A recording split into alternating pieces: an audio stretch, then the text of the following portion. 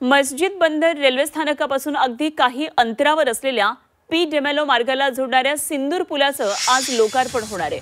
मुख्यमंत्री देवेंद्र फडणवीस यांच्या हस्ते आज या पुलाचं लोकार्पण होणार आहे। यावेळी उपमुख्यमंत्री अजित पवार आणि उपमुख्यमंत्री एकनाथ शिंदे तसंच आमदार राहुल नार्वेकर यांची सुद्धा या ठिकाणी उपस्थिती असणार आहे।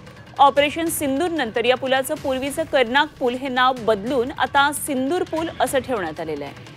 आज या पुलाचं लोकार्पण होणार आहे। मुख्यमंत्र्यांच्या हस्ते लोकार्पण होणार आहे। दोन्ही उपमुख्यमंत्री आणि राहुल नार्वेकर देखील या ठिकाणी उपस्थित असणार आहेत। आणि या संदर्भात आणखी सविस्तर माहिती जाणून घेऊया। आमच्या प्रतिनिधी सीमा आढे आपल्याबरोबर जोडल्या गेल्या। सीमा, आज कर्नाक पूल म्हणजे सिंदूर पुलाचं लोकार्पण होणार आहे। निश्चितच जोरदार तयारी दिसत असेल, कारण मुख्यमंत्र्यांच्या हस्ते हे लोकार्पण होणार आहे। काय नेमकी या भागातली सगळी परिस्थिती आहे?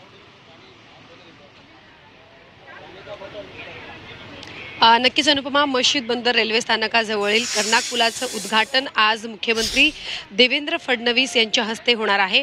खरं तर या पुलाचं काम 10 जून रोजी पूर्ण झालेलं होतं, मात्र नामकरणावरून या पुलाचं उद्घाटन रखडलेलं होतं। मात्र आता या पुलाचं नामकरण करण्यात आलेलं आहे। सिंदूर असं नाव या पुलाचं ठेवण्यात आलेलं आहे आणि त्यानंतर जो मार्ग होता, जो रखडलेला होता, ज्या कारणावरून उद्घाटन रखडलेलं होतं, त्यानंतर मार्ग जो आहे तो मोकळा झाल्याचं आपल्याला पाहायला मिळत आहे।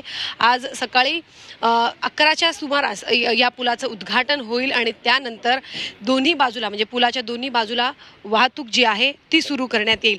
खरं तर अनुपमा, आपल्याला माहिती आहे की पीक आवरमध्ये CSMT स्थानकाजवळ मस्जिद बंदर या संपूर्ण भागामध्ये आपल्याला प्रचंड वाहतूक कोंडी जी आहे ती पाहायला मिळायची आणि त्यामुळे स्थानिकांमध्ये प्रचंड नाराजी होती। त्यांचं असं म्हणणं होतं की जर पुलाचं काम 10 जून रोजी झालं असेल तर मग उद्घाटन का होत नाही, आणि त्याला पाठिंबा, या आंदोलनाला, स्थानिकांच्या आंदोलनाला पाठिंबा सुद्धा ठाकरे गटाने आणि मनसेने दिलेला होता। आणि या सगळ्या घडामोडीनंतर आज अखेर या पुलाचं उद्घाटन होताना आपल्याला पाहायला मिळणार आहे आणि त्यानंतर पुलाच्या दोन्ही बाजूने वाहतूक जी आहे ती सुरू होईल। खरं तर दक्षिण मुंबईतील पूर्व आणि पश्चिम भागांना जोडणारा हा महत्त्वाचा पूल मानला जातोय आणि त्यामुळे म्हणजेच आज या पुलावरून वाहतूक सुरू झाल्यानंतर वाहतूक कोंडीपासून मुंबईकरांना मोठा दिलासा जो आहे तो मिळणार आहे।